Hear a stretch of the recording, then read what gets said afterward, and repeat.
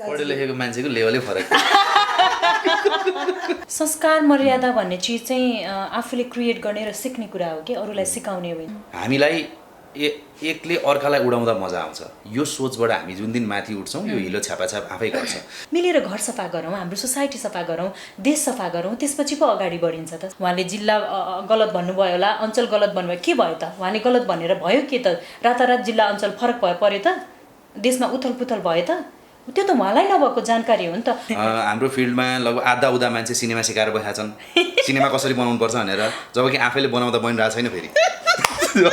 राजेश हमाल भनेको होइन महानायकको पगडी लिएर बस्नुभएको एकजना यस्तो नायक हो जो लाखौँ मान्छेको बिचमा गएर उभिँदा होइन, यत्तिकै खाली सडकको बिचमा गएर उभिँदा पनि राजेश हमाललाई महानायक भनिएकोमा भयङ्कर आपत्ति छ। उहाँले जहाँ पनि स्टेटमेन्ट दिनुहुन्छ, तर उहाँ पुरुष हो, त्यही भएर उहाँ विवादमा आउनुहुन्न क्या। साम्राज्ञीले मलाई यस्तो परेको थियो भनिरहेको छ, भुवन दाइले होइन त्यो झुटो हो भनिराख्नु भएको छ होइन। कुनै आधार बिना, कुनै अनुभव बिना, कुनै त्यो मनमा ऊ नभइकन त बोलेको होइन होला। अब हामी को हौँ कि दिपाश्रीलाई भन्न गऱ्यो कि तिम्रो व्यक्तिगत विचार यो रङ हो, मेरो व्यक्तिगत विचार अनुसार तिमी चल भन्न पाइन्छ त? मसँग सोध्नुहुन्छ, he has been a very nice person to me, but I can't guarantee, I can't comment on his relationship with. हल्ला मानु न, निशा अधिकारी बोल्यो भनेर ब्यान गर्छु भन्ने मिडियाले होइन, मिडिया बोल्यो भनेर कलाकारले ब्यान गर्छु भन्ने। मलाई पनि छोरी मान्दा हुन्छ है। अनि यो फेरि बाउ छोरीतिर नजाऊ। अनमोलको केसमा मलाई यस्तो अहिले जेनेरेसनको यस्तो एउटा कलाकार भनिदिनुहोस् जुन क्राउड अनमोलले ग्यादर गर्न सक्छ हलमा होइन। अनमोलको चलचित्र भनेर जति मास हलसम्म पुग्छ, सो नेपोटिजम त वाइयात हो भन्छु म चाहिँ, मेरो बुझाइमा चाहिँ।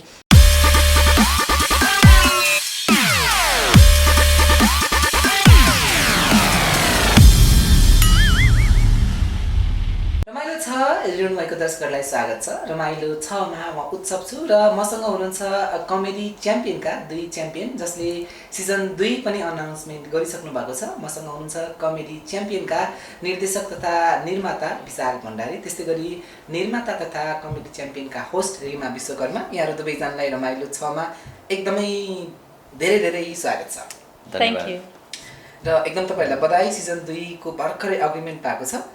यो अग्रिमेन्टको विषयमा एकदम सर्टकटमा निर्देशक निर्माताले भनिदिनुहोस्। यो चाहिँ खासमा लकडाउनभन्दा अगाडि नै हुन्थ्यो। फाइनलमै दिनेश दाइले अनाउन्स गरिसक्नु भएको थियो, कान्तिपुर टिभीको स्टेसन हेडले हाम्रो फिनालेमै अनाउन्स गर्नुभएको थियो। तर त्यो त्यसपछि लगत्तै लकडाउन भयो, त्यस कारणले त्यो फर्मल एग्रिमेन्ट हुन चाहिँ लगभग हामी अहिलेसम्म कुर्नु पऱ्यो भनौँ न। अदरवाइज यो अलरेडी फिक्स भइसकेको। इभन सिजन 1 को मिड सिजनमै हुँदाखेरि नै अब नेक्स्ट चोटिदेखि चाहिँ हामी कोलाबोरेसनमा जाने भनेर चाहिँ फिक्स भइसकेको थियो। ओके, र सिजन 2 मा चाहिँ रिमाको रोल के छ? प्लस भएको छ अथवा माइनस भएको छ अथवा होस्ट एड हुनु भएको छ सिजन 2 मा? त्यो अहिले नै खुलाउन नमिल्ने अवस्था हो होइन हामीले, किनभने यसको अफिसियल प्रेस मिट गर्न बाँकी छ। अहिलेसम्म हामीले ल्याएको जानकारीहरू मध्येमा सिजन 2 को अनाउन्समेन्ट मात्रै भएको हो, त्यो पनि कान्तिपुर टेलिभिजनसँग कोलाबरेट गर्न लागेको टिल सिजन 6 राइट, त्यो मात्रै आएको छ। त्यो बाहेक अभियसली हाम्रो अडियन्सले हामी निराश पार्दैनौँ। मेरो उपस्थिति अडियन्सले एक्सपेक्ट जे गरिरहनु भएको छ त्यही रूपमा हुन्छ। ओके, भनेपछि रिमा विश्वकर्मा भन्ने बित्तिकै होस्टको के भन्छ क्विन मान्नुहुन्छ कि मान्नुहुन्न आफूलाई? अब पुरा अडियन्सले मानिराख्नु भएको छ। हिजो आज सबै दर्शकको हातमा दिने एकदम प्रथा बढी छ होइन, दर्शकले मानेपछि यहाँनिर सबै कुरा स्वीकार होइन। र अब तपाईँहरू कमेडी च्याम्पियन भनिसके पछाडि मलाई लाग्छ यो लकडाउनको बिचमा त तपाईँहरूलाई त्यति धेरै तपाईँहरू एकदम हाँस्ने हँसाउने मान्छे होइन, एक्लै त हाँसेर हँसाएर बस्नु भएन होला तपाईँको, किनभने रिमासँगको त ओभरअल एक्सपिरियन्स मलाई थाहा छ। तपाईँको चाहिँ लकडाउन एक्सपिरियन्स कस्तो रह्यो?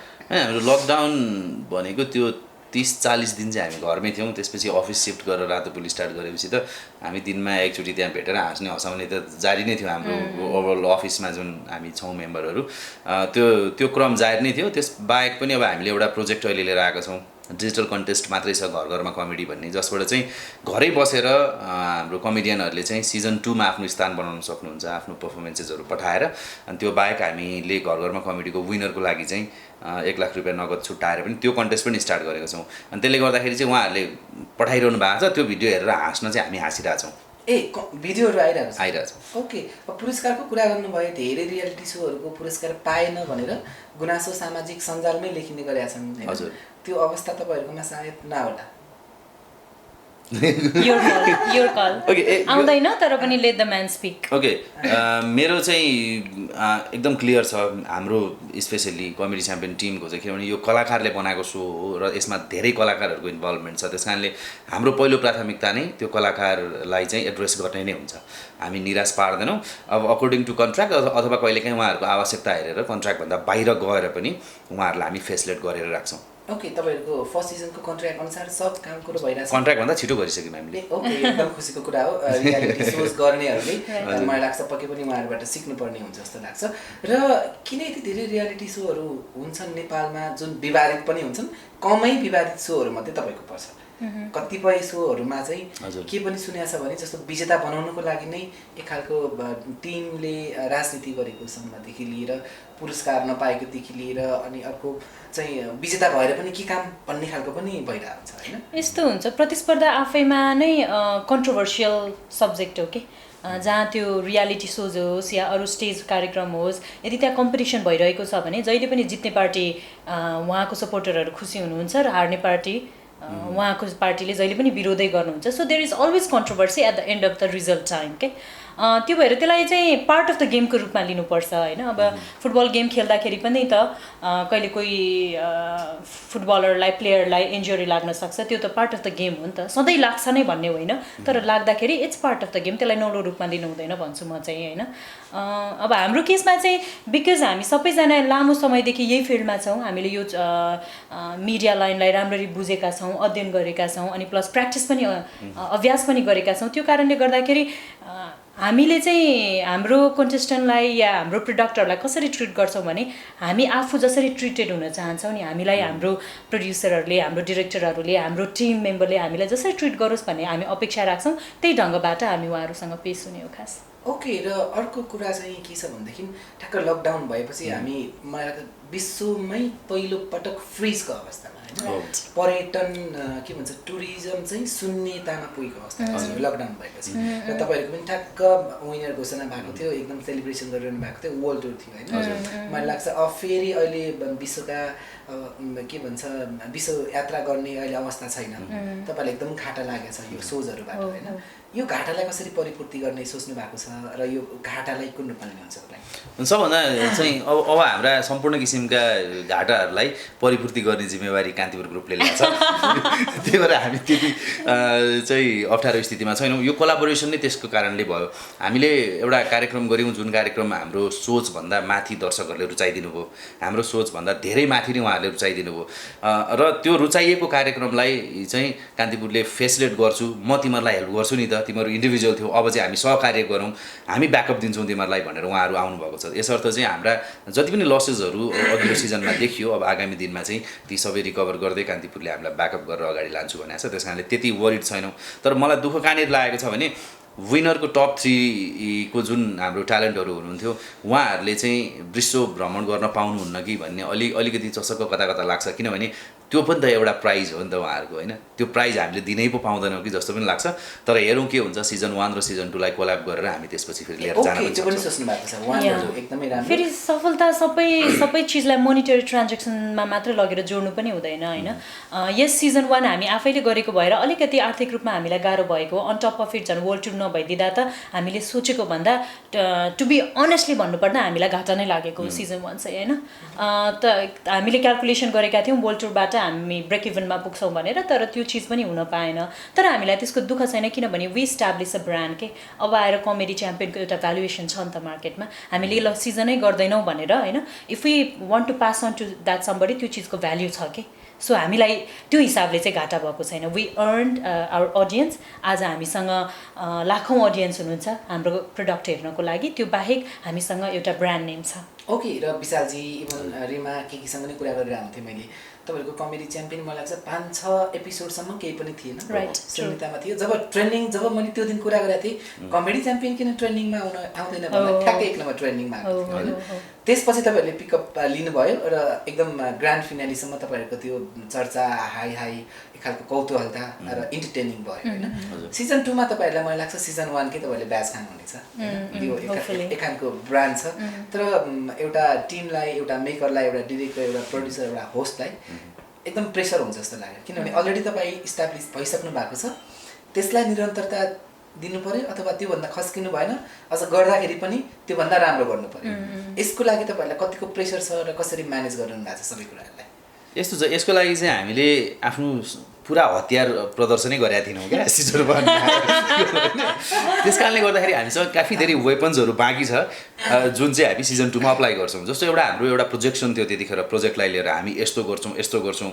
हामीले अलरेडी नै सँगै एउटा रियालिटी सोमा काम गरिसकेका थियौँ रिमाजी र म सँगसँगै थियौँ होइन त्यसपछि म अर्को द भोइसमा पनि काम गरेँ उहाँले आइडलमा काम गर्नुभएको थियो त्यस कारणले त्यो एक्सपिरियन्स पनि थियो अनि त्यस कारणले गर्दाखेरि कति ग्रान्ड गर्ने त भन्ने प्लान चाहिँ थियो हाम्रो तर त्यही हो हामी इन्डिभिजुअल मिलेर गरिसकेपछि हामीलाई कहिले काहीँ फाइनेन्सले साथ दिएन कहिले समयले साथ दिएन गर्न खोजेका चिजहरू भएनन् ती सबै रहर चाहिँ हामी सेकेन्ड सिजनमा पुरा गर्छौँ त्यस कारणले केही न केही राम्रै आउँछ योचोटि ओके जस्तो फर्स्ट सिजनमा अलिकति मैले कमेन्ट्स गर्नु पर्दाखेरि जस्तो सेटअपमा पुग्न त पाएन एकदम तर सेकेन्डमा चाहिँ फर्स्ट एपिसोडमै म पुग्नेछु एकदम त्यहाँनिर सेटअप राम्रो थियो जुन स्क्रिनमा आउँदा अलिकति कम राम्रो आयो अथवा जति राम्रो देखिनु पर्ने थियो त्यो सेट त्यति राम्रो आएन भन्ने कुराहरू थियो यस्तो भयो कि अब विशालजी भनेको हि इज अ डिरेक्टर होइन अनि अब हामी भनेको कलाकारहरू सधैँ अरूको टिममा बसेर आफूले पर्फर्म मात्र गर्ने रेस्पोन्सिबिलिटी निभाइरहेको आजको दिनसम्ममा होइन तर when we decided to do comedy champion हामीले सबै पाटो हेर्नु पऱ्यो कि बिट बी प्रडक्सन बिट बी क्रिएटिभ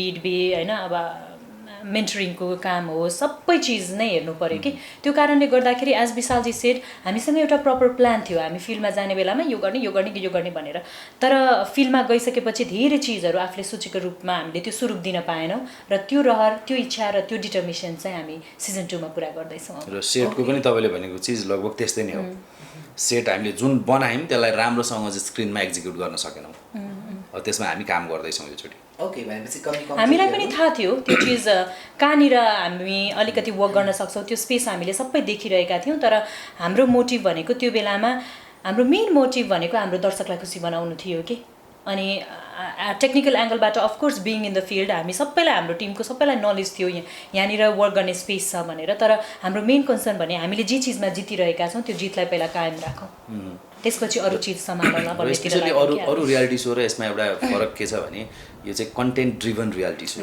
यसमा हामीले सिजन 1 मा चाहिँ सबैतिरको फोकस हटाएर हामीले कन्टेन्टमै बढी फोकस गर्यौँ कि हाम्रो प्रेजेन्टेसन ग्लसी देखिने सेट भव्य देखिनुपर्छ यो देखिनुपर्छ रिमा एकदम राम्री देखिनुपर्छ भन्ने भन्दा पनि हाम्रो केटाहरूको डेलिभरी चाहिँ यस्तो हुनुपर्छ कि जुन चाहिँ जनतालाई छुनुपर्छ भन्ने एङ्गलमा गयौँ र त्यो चिज चाहिँ सक्सेस भयो त्यतिखेर अब हामी त्यसमा एडप्ट गर्दै जान्छौँ क्या अरू चिजहरू ओके त्यतिखेर मलाई लाग्छ अब तपाईँले सिजन स्टार्ट गर्दाखेरि पनि त्यही रूपमा नै गइरहेको हुन्छ टेलिभिजन रियालिटी सोहरू जस्तो द भोइस अफ नेपाल थियो नेपाल आइडल थियो मुन्द्रेको कमेडी क्लब थियो र तपाईँहरू मिसिनु भएको थियो तपाईँहरू न्यू कमर हुनुहुन्थ्यो र फाइनल गोल चाहिँ एकदम राम्रोसँग नै हान्नुभयो होइन तपाईँहरूको टिममा चाहिँ किनभनेदेखि विशालजी पनि नेपाल आइडलदेखि द भोइसमा उभ्नु भएको रिमा नेपाल आइडलको होस्ट भनेर एकदम पपुलर हुनुभएको र तपाईँकै को होस्ट यता द भोइस अफ नेपालमा होस्ट गर्दै प्रड्युसर डिरेक्टरको रूपमा हुनुहुन्थ्यो एकखालले काम गर्दाखेरि र फेरि एउटै जनरा कमेडी मुन्द्रेको कमेडी क्लब चलिरहेको थियो होइन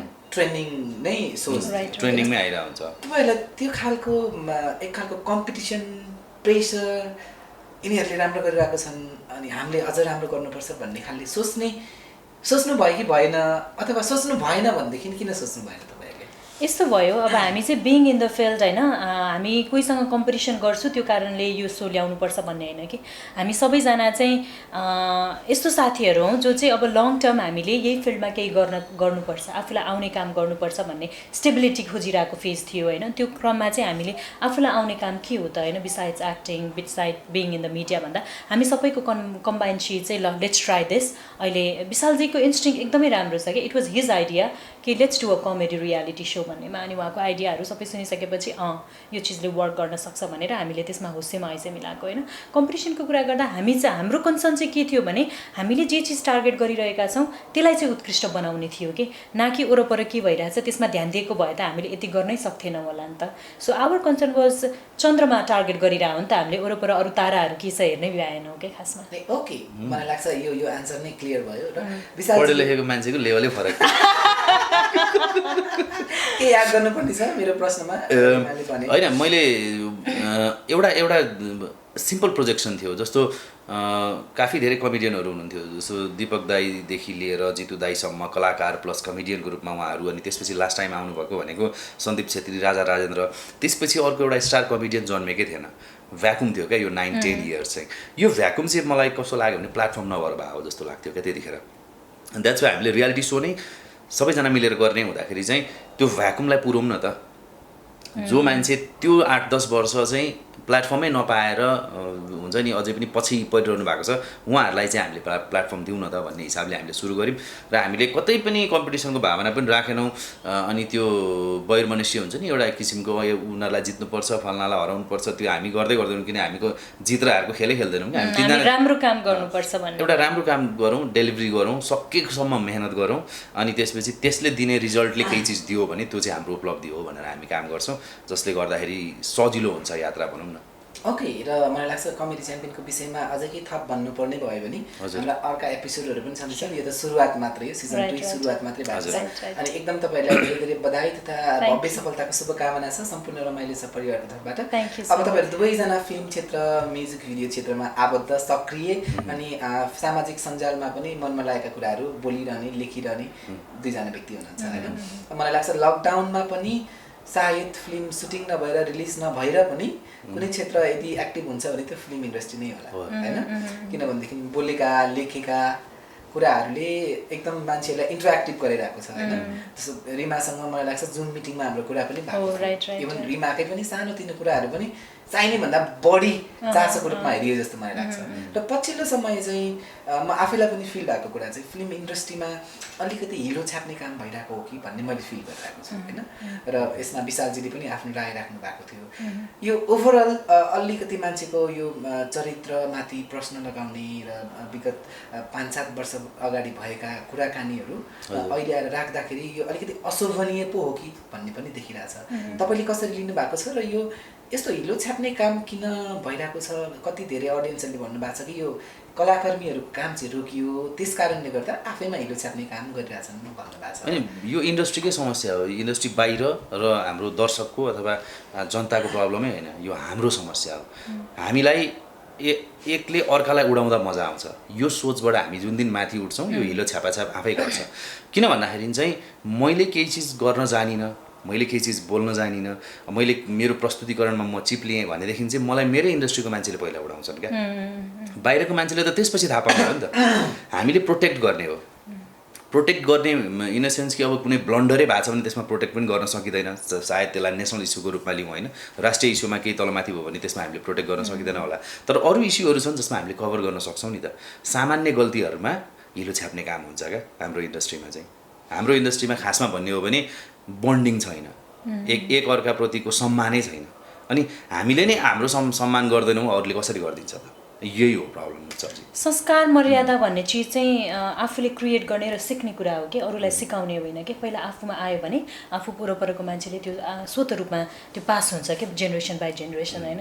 हाम्रो केसमा चाहिँ भाँडाहरू भएको ठाउँमा अलिअलि आवाज आउनु सामान्य कुरा हो होइन, तर समस्या भयो भनेर समस्या चाहिँ ढ्याङ्ग्रो ठोकेर टोलभरिलाई सुनाउने होइन कि, समस्याको समाधान खोज्ने हो।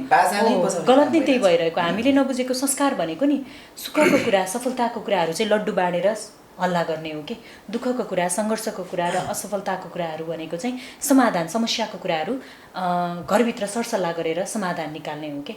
अनि अहिले चाहिँ यहाँ कस्तो देखिरहेको छ भने इट्स नट अबाउट को सही या को गलतको कुरै होइन क्या, इट्स अबाउट हाम्रो क्षेत्रको संस्कार कस्तो रहेछ त।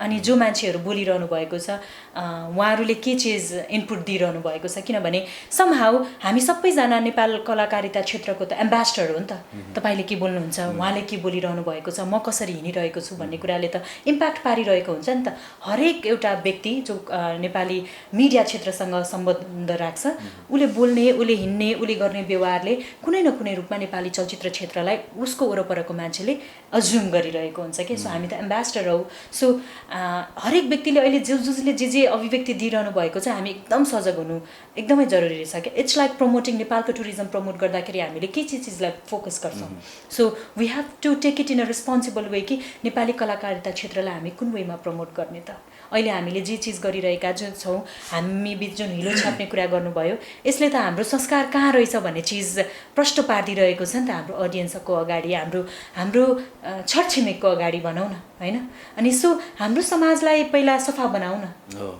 घर सफा गरौँ हामी मिलेर म एक्लैले गर्नुपर्छ भन्ने छ त तपाईँको पनि त त्यतिकै जिम्मेवारी हुन्छ नि त मिलेर घर सफा गरौँ हाम्रो सोसाइटी सफा गरौँ देश सफा गरौँ त्यसपछि पो अगाडि बढिन्छ त सँगै हातेमालो गरेर होइन ओके ठ्याक्कै मैले यो इन्टरटेनमेन्ट क्षेत्रमा लेख्न थालेको र भिडियोमा आएर काम गर्न थालेको मलाई लाग्छ 8-9 वर्षपछि म एकदमै इन्टरटेन गरेर लेखिरहेको बोलिरहेको मजा लाग्ने हो तर लकडाउन भएपछि त्यसमा पनि आफ्नै तरिकाले गयो र बिचमा ब्याक टु ब्याक यसरी जब यो इन्डस्ट्रीको मान्छेले जस्तो ट्रोलिङ हुन्छ टिकटक हुन्छ एकले अर्कालाई लेखेको छ एउटाले अर्कालाई पेलेको छ यो होइन भनेको छ त्यो होइन इरिटेट भइसक्यो कि म आफै पनि हामी इरिटेट भयौँ भने सोच्नुहोस् अडियन्स कति इरिटेट भइसक्यो होला हाम्रो चर्तीकला देखेर म त यसलाई राम्रो चिज भन्दै यो त चर्तीकला हो क्या मेरो मम्मीले जहिले पनि युज गर्ने ल्याङ्ग्वेजमा पर्छ यो जस्तो के भइरहेछ भने एउटा संस्कार तपाईँहरूले सुधार्न जरुरी छ उत्सवजीहरू रिलेटेड है यो मैले इन जेनरल भन्दैछु त्यो भनेको चाहिँ के भन्दाखेरि चाहिँ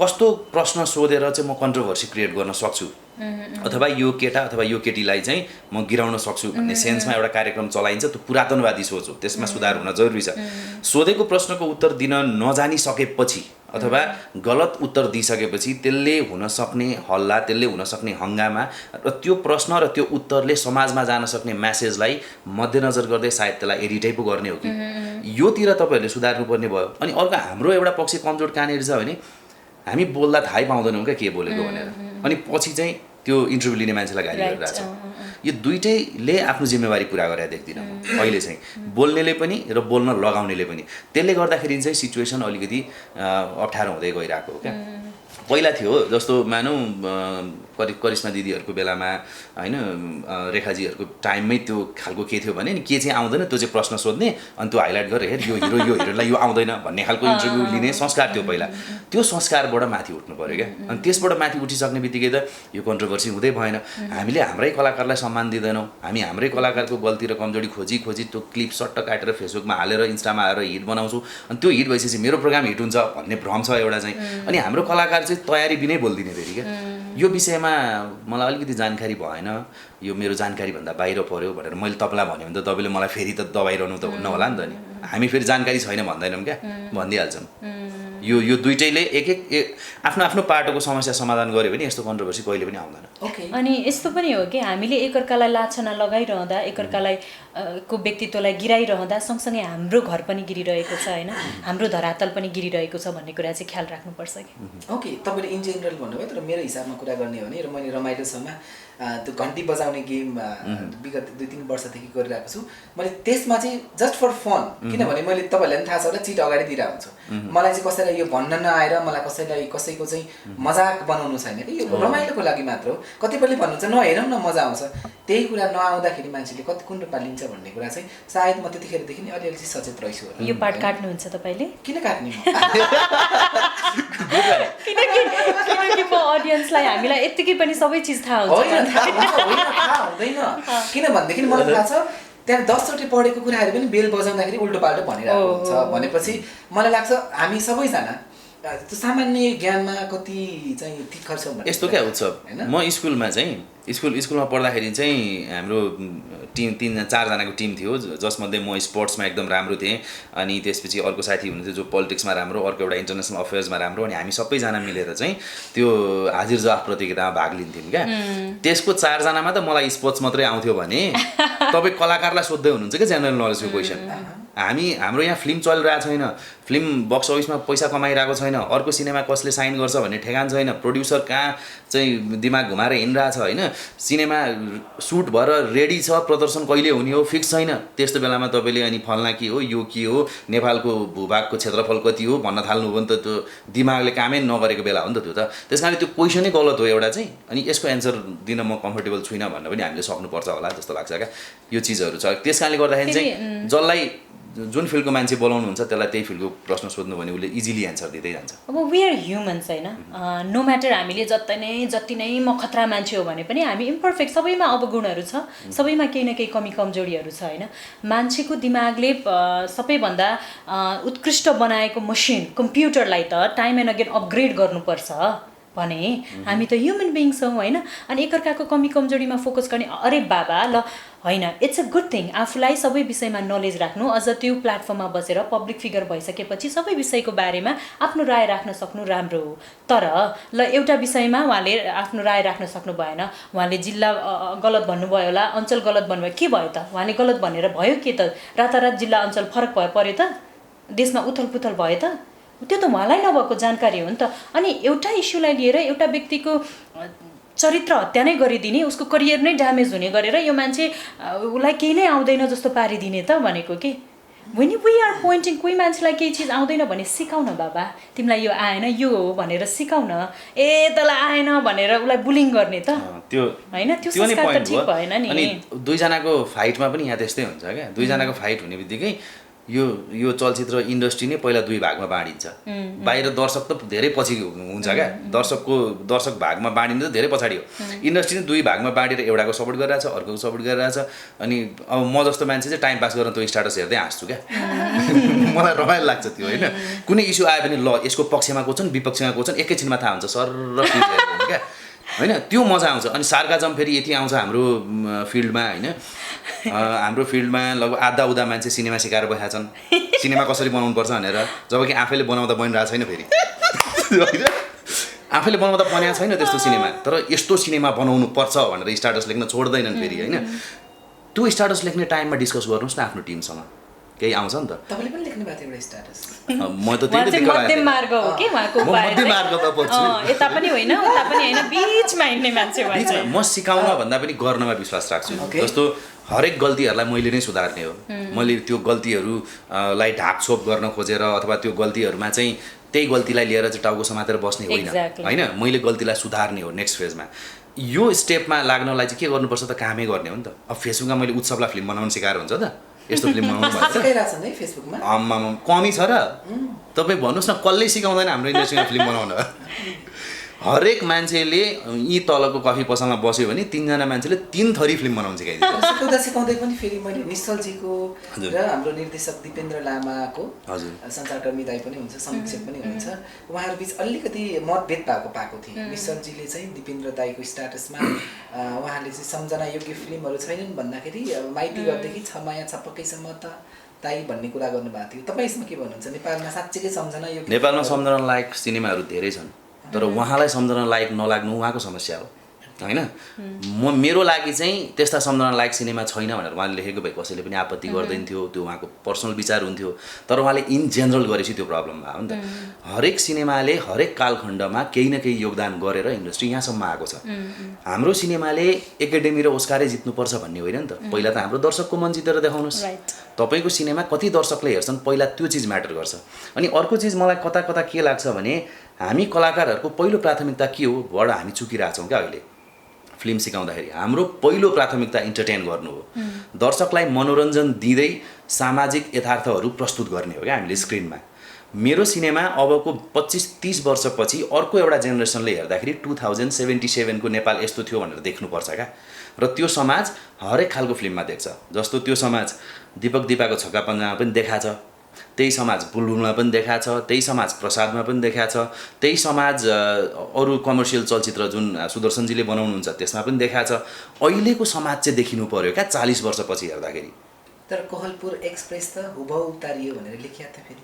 ती भनेका कहिलेकाहीँ हुन्छन् त्यस्ता चिजहरू त्यसबाट मैले भने नि हरेक गल्तीहरू सच्याउने हिम्मत हुनुपर्छ गल्ती गर्दिन गल्ती हुँदैन भनेर ग्यारेन्टी यहाँ कसैले पनि दिन सक्दैन कि हामी भन्दा एकदम विद्वानहरू एक्सपर्टहरूले पनि दिन सक्ने कुरा होइन तर गल्ती गरेर त्यो गल्तीलाई गल्ती नै मान्दिनँ म र त्यो गल्ती सच्याउँदिनँ म फेरि दोहोऱ्याउँछु भन्नु चाहिँ मूर्खता त्यो चाहिँ मूर्खता हो जस्तो हुन्छ काफी धेरै सिनेमाहरूको प्लट म्याच हुन्छ के हुन्छ होइन अथवा उताबाट हुबहु सारिएको हुन्छ के हुन्छ त्यो सबै चिज हुन्छ मलाई कुनै सिनेमा एकदम गजब लाग्यो यसमा सिनेमा हेरेँ मैले फर इक्जाम्पल डिफ्रेन्ट ल्याङ्ग्वेजको मलाई लाग्यो कि मैले मेरो दर्शकलाई त्यो सिनेमा देखाउनुपर्छ है त्यो विषयवस्तु देखाउनुपर्छ मेरो दर्शकलाई भन्ने लाग्यो भने मैले बनाउन पाउँछु क्या होइन तर कसरी बनाउँछु भन्ने कुरा हो मैले त्यसमा न्याय गर्न सक्छु कि सक्दिनँ त्यसको लिगल फर्मालिटिजहरू पुरा गर्छु कि गर्दिनँ त्यो अर्को पाटो भयो होइन थर्ड कन्ट्रीमा हुँदाखेरि सायद फ्रेन्चाइज एन्ड लाइसेन्सका कुराहरू आउँछन् होला त्यो चिज मैले मेन्टेन गरेको हुन्छु कि हुँदैन त्यो मात्रै हो अदरवाइज त इन्डियामा त एकदम सामान्य कुरा हो नि त नेपालमा चाहिँ यो एकदम ठुलो इस्यु हुन्छ प्लट मिल्यो कि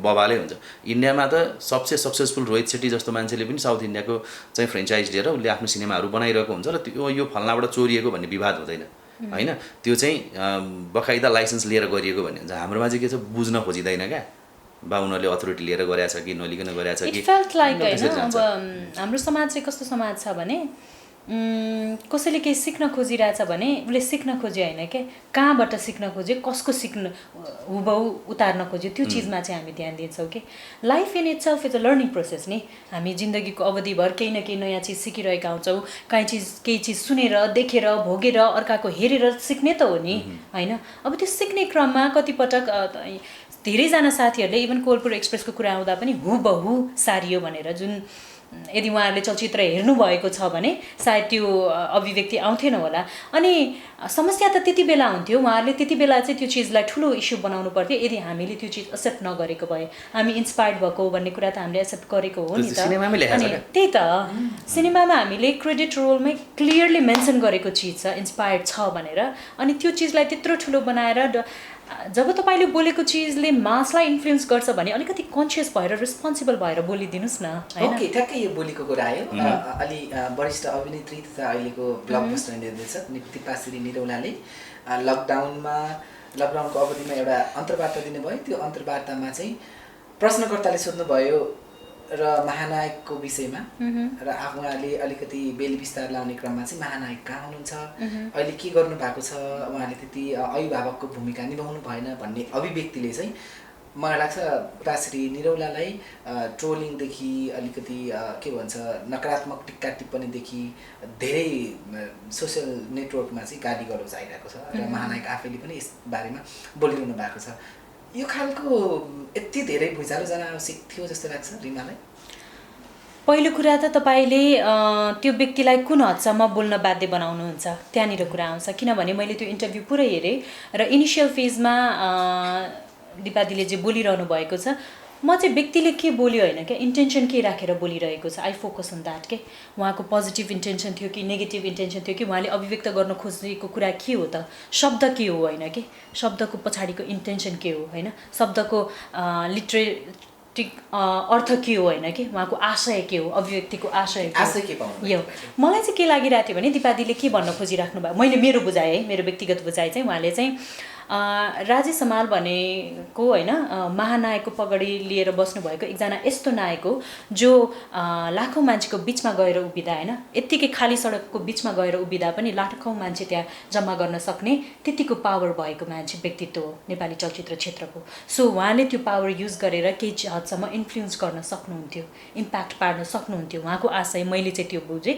जसमा म केही पनि गलत देख्दिनँ कि तर होला उहाँले भन्ने तरिका अलिकति फरक पर्यो होला होइन अनि मलाई त उहाँले भन्दै उहाँलाई जुन हिसाबले पोक गरियो त्यो चिज बोल्न कति भाषाहरू चाहिँ उहाँले बोल्न चाहेको भाषा भन्दा पनि उहाँलाई बोल्न बाध्य बनाइएको भाषाहरू जस्तो अनुभव भयो मलाई अनुभव चाहिँ त्यस्तो भयो है मलाई चाहिँ त्यो बिकज उहाँको इन्टेन्सन राम्रो थियो तर बोल्ने क्रममा तपाईँले मलाई प्रतिप्रश्न गर्दा अभियसली ब्याक एन्ड फोर्थ त्यो चिज कुनै पनि टेनिस बल्ला हानेपछि त कति फोर्समा हान्ने भन्ने कुरा त अगाडिबाट कुन फोर्समा आइरहेछ मैले त्यही फोर्समा हान्छु नि त सो मैले चाहिँ त्यो गेम देखेँ कि त्यहाँ चाहिँ प्रतिप्रश्न गर्नु गलत थियो it was like provoking kind of reaction क्या तपाईँले प्रोभोक गर्नुभयो अनि मलाई तपाईँले चाहिँ चढाउँदै लिएर जानुभयो अनि मैले त्यो एउटा आवेगमा चाहिँ के भयो भने मेरो इन्ट्युसन सही हुँदाहुँदै पनि नियत सही हुँदाहुँदै पनि मबाट गलत सेन्टेन्स फुत्कियो र त्यो नै भाइरल भयो मेरो विचारमा चाहिँ होइन।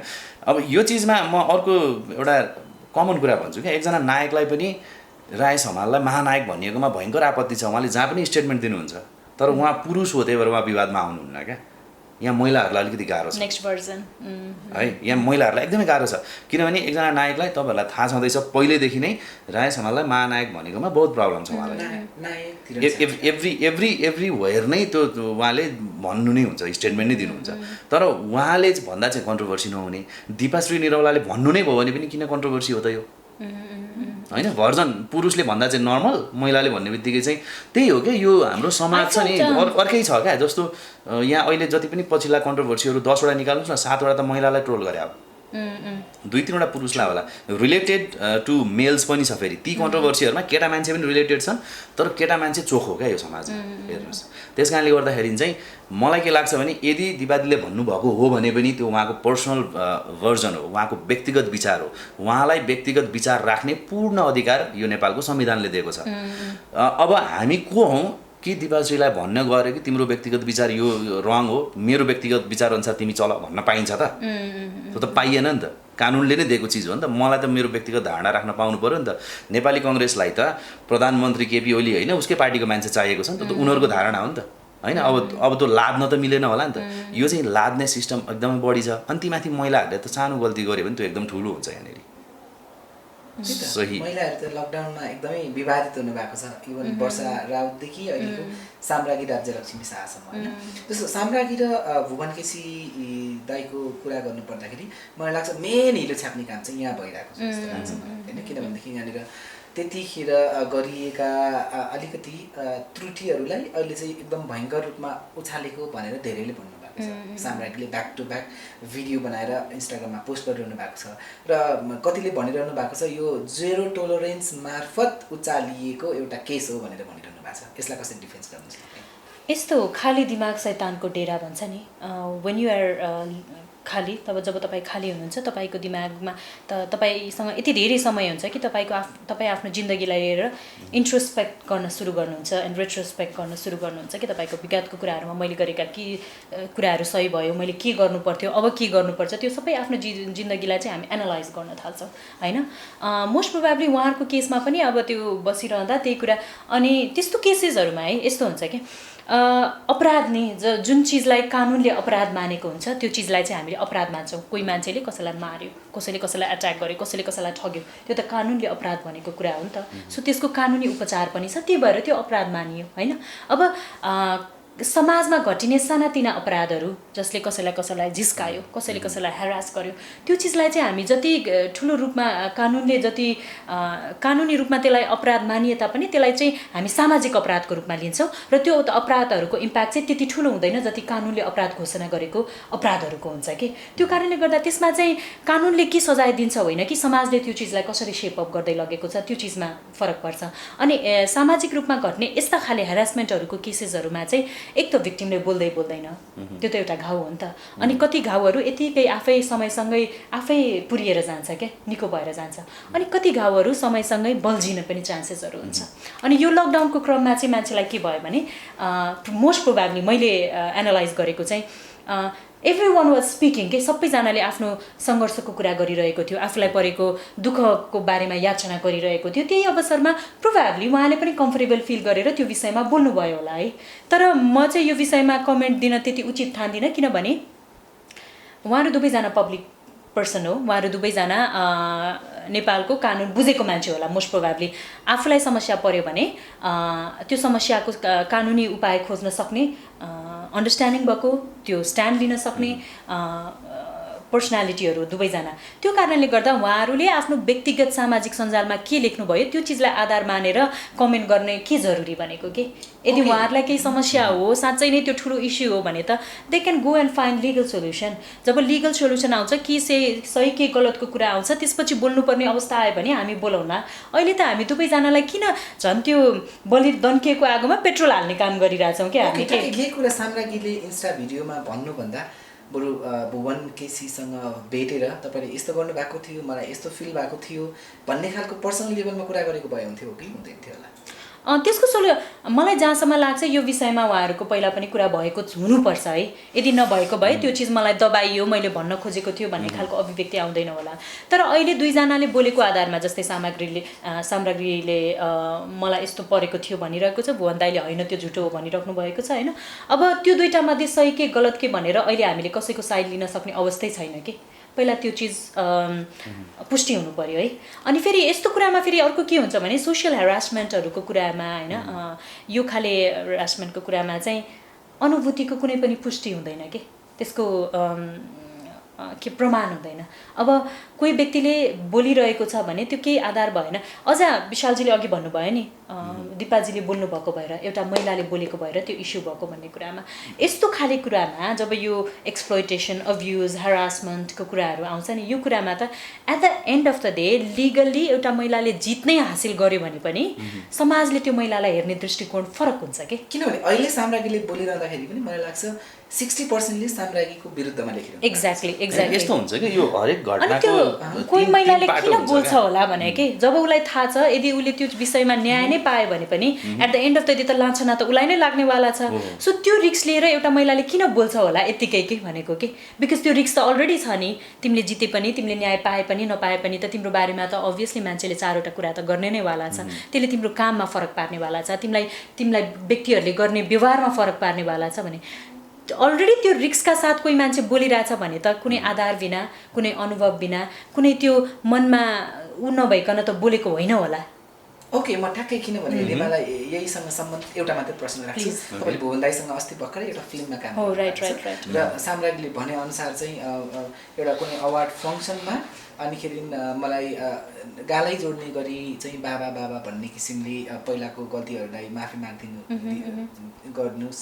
अनिखेरि इभन सुटिङ सेटमा जस्तो साम्राज्ञीले पहिलादेखि नै भन्ने आएको मलाई छाता ओढाइ नै इभन पानीको व्यवस्था भएन भन्ने खालको गुनासो गर्नुभएको छ। मलाई दुईवटा कुरा बताइदिनुहोस्, भुवन केसीले तपाईँसँग कस्तो काम बिहेभ गर्नुभयो अन सेट इभन पर्सनल भेटघाटमा, र तपाईँ पनि मलाई लाग्छ एउटा मिडिया ब्याकग्राउन्डबाट भए पनि तपाईँले सुरुमा चाहिँ एउटा न्यू कमरकै रूपमा काम गर्नुभयो। पहिलो फिल्म भनेपछि न्यू कमर भयो, भलै तपाईँको सबै फ्रेन्ड सर्कलमा काम गर्नुभयो होला। अरूहरूसँग ठुलो स्टारहरूसँग काम गर्दा तपाईँले कस्तो फिल गर्नुभयो?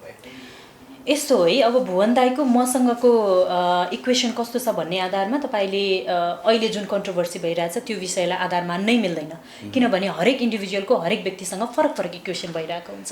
विशालजी मसँग जस्तो हुनुहुन्छ, म सायद विशालजीको अर्को कोही केटी मान्छेसँग या अर्को कोही व्यक्तिसँगको इक्वेसन डिफ्रेन्ट हुनसक्छ। सो यहाँले चाहिँ मलाई भुवनजीको मसँगको सम्बन्ध कस्तो छ भनेर सोध्न मिल्छ, तर त्यसलाई आधार मानेर भुवनजीको साम्राज्ञीसँग या अर्को कोही थर्ड पर्सनसँगको सम्बन्ध कस्तो थियो होला भनेर त्यसलाई आधार मानेर बोल्न चाहिँ मिल्दैन कि। मसँग सोध्नुहुन्छ, he has been a very nice person to me, but I can't guarantee, I can't comment on his relationship with another individual. त्यो विषयमा मैले कमेन्ट गर्न मिल्दैन। जस्तो हरेक मान्छेको कथामा नि म केही मान्छेको कथामा राम्रो मान्छे छु, केही मान्छेको कथामा म भिलेन पनि छु होइन। स्टोरी अनुसार हुन्छ नि त, के कथा मैले त्यो मान्छेसँग बनाएँ त, हामी त कथाको पात्र त हौँ होइन। मैले कस्तो कथा बनाएँ त त्यो पात्रसँग, त्यसमा डिपेन्ड गर्छ। अनि अर्को कुरा के छ भने जस्तो मानौँ रिमाको र मेरो कुनै समयमा झगडा परेको केसमा चाहिँ सत्य कुरा रिमालाई र मलाई थाहा हुन्छ, तर हामी सत्य बाहिर गएर बोल्दैनौँ। रिमाले आफ्नो एङ्गल भन्ने हो, मैले आफ्नो एङ्गल भन्ने हो। त्यस कारणले गर्दाखेरि के हुन्छ भने जहिले पनि पहिलो पक्ष दोस्रो पक्ष हुन्छ जुन बजारमा आउँछ, तेस्रो एउटा पक्ष हुन्छ सत्य भन्ने, त्यो कहिले पनि बजारमा आउँदैन। त्यो बजारमा आउनु चाहिँ उसको र मेरो फेरि सम्बन्ध सुध्रिनुपर्छ, अनि त्यसपछि हामी हाँस्दै सुनाउन थाल्छौँ फेरि भएको के थियो भनेर। द्याट्स द पोइन्ट के। यो पोइन्टमा हामीले सोच्ने हो भनेदेखि चाहिँ यहाँ कोही सही छैन, कोही गलत छैन। जस्तो फर इक्जाम्पल एउटा उदाहरण दिउँ, हामी अत्यन्त मिल्छौँ रिमाजी र म। हामी मिलेको बेलामा हामीले एकअर्कासँग गर्ने कुराकानीहरू फरक छ, हामी एक लेभलबाट माथि उठेर पनि कुराकानी गर्छौँ। तर पछि हाम्रो झगडा भइसकेपछि त्यही च्याट बक्स हेर्दा हामीलाई रिस उठ्न थाल्छ क्या। बुझ्नु पनि यो एकदम कमन ह्युमन नेचर हो। मैले के कुरा गरेको यो मान्छेसँग हामीलाई इन्सेक्युरिटी हुन्छ, म यसरी बोल्छु भनेर यसले बाहिर भनि पो दिन्छ कि। इन्सेक्युरिटी चाहिँ त्यो हो खासमा चाहिँ, म यस्तो छु भनेर यसले बाहिर भनि पो दिन्छ कि। किनभने हामीले त एउटा इमेज एक किसिमले बनाएर हिँड्न जरुरी छ नि त। अनि त्यो खासमा चाहिँ रिस राग त्यो प्रत्यक्ष सायद रिमालाई मसँग हुँदैन कि रिमालाई आफ्नै इन्सेक्युरिटी हुन्छ ल विशाल दाइले गएर बाहिर भन्देला कि दुईजना बिचमा मात्रै काफी धेरै कुराहरू सेयर भएको छ हाम्रो होइन मेरो इमेज पो बिगार्देला कि अनि त्यो डरले म माथि घृणा पैदा हुन्छ र पछि चाहिँ यस्तै काम नभएको फेज आयो भने अनि त्यो एक्सन सुरु हुन्छ फेरि यस्तो पनि यो पनि हो क्या यो अघि रिमाले भने जस्तै हो काम नभएपछि के गर्ने त हामी त कस्तो भने हामी यति राम्रो साथी हौँ कि 3-4 दिनमा एक दिन भेटिहाल्थ्यौँ अनि हामीले काम गरे जस्तो भइहाल्थ्यो क्या त्यही भएर हाम्रो त्यो वाला किसिमले स्टेटमेन्ट दिनुपर्ने अथवा त्यसरी चाहिँ पुरानै कुरा सम्झेर एकदम रिसाएर ढुनमुनिएर बस्नुपर्ने स्थिति आएन होइन हामीले अफिस पनि स्टार्ट गऱ्यौँ त्यो भयो तर अब त्यो नभएको खण्डमा त के हुन्छ भने रिस उठ्दै आउँछ नि सोचिन्छ नि त ओहो यो मान्छेले मलाई यस्तो गरेको थियो यो मान्छेले यस्तो गरेको थियो यस्तो भनेको थियो यस्तो गरेको थियो भन्ने भएपछि त अनि त्यो झन् ठुलो हुँदै जान्छ त्यो घाउ अनि त्यसलाई व्यक्त गर्न मन लाग्छ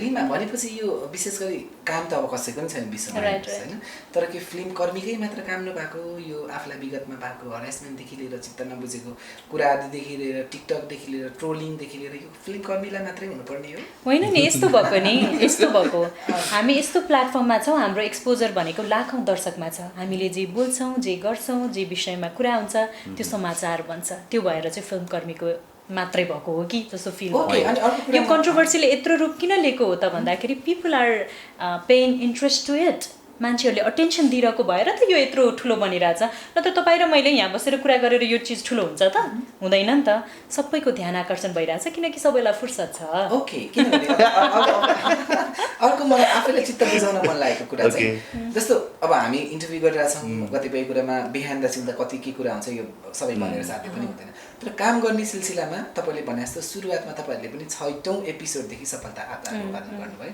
र मलाई लाग्छ युट्युबरदेखि अनलाइनदेखि टेलिभिजन पेपर कर्मीहरू पनि काम गर्दा गर्दै आफूलाई एकदम पोख्त सशक्त स्वच्छ गर्ने उसमा हुनुहुन्छ तर यो पेसा भनेको मर्यादित र विश्वसनीय त हुनैपर्छ तर काम गर्दै जाँदाखेरि त्रुटि होला नि गल्ती होला तर म एकदम एक्सपिरियन्स्ड एक्टरहरूले पनि भनिरहेको सुनिरहेको हुन्छु कि यो चाहिँ सब प्रश्नकर्ता अथवा मध्यस्थकर्ता लेख्नेहरूले बोल्नेहरूले बिगारेको हुन्छ तपाईँहरूलाई कतिको मान्न तयार हुनुहुन्छ सबै उहाँहरूले बिगार्नु भयो भन्ने होइन तर उहाँहरूको भाषा शैली उहाँहरूले प्रयोग गर्ने शब्द उहाँहरूले गर्ने अभिव्यक्ति सबैले चाहिँ मैले के बोलेँ मैले के बोल्न चाहे त्यो होइन कि तपाईँले यो चिजलाई कसरी प्रेजेन्ट गरिदिनुहुन्छ त्यो चिजले म्याटर गर्छ कि त्यही आलु प्याजलाई पकौडा पनि बनाउन मिल्छ त्यही आलु प्याजलाई तरकारी बनाएर खान पनि मिल्छ कि सो प्रेजेन्ट गर्ने मान्छेले त्यो सेफले के कसरी पकाइरहेछ त्यो चिजले म्याटर गर्छ कि सो एभ्री टाइम कुनै पनि कन्ट्रोभर्सी हुने बेला त्यो प्रेजेन्ट गर्ने मान्छेले चयन गरेका शब्दहरू उसले कुन तरिका कुन भाषाको प्रयोग गरेर त्यहाँ अभिव्यक्ति दिइरहेछ त्यसले प्रष्ट थाहा हुन्छ कि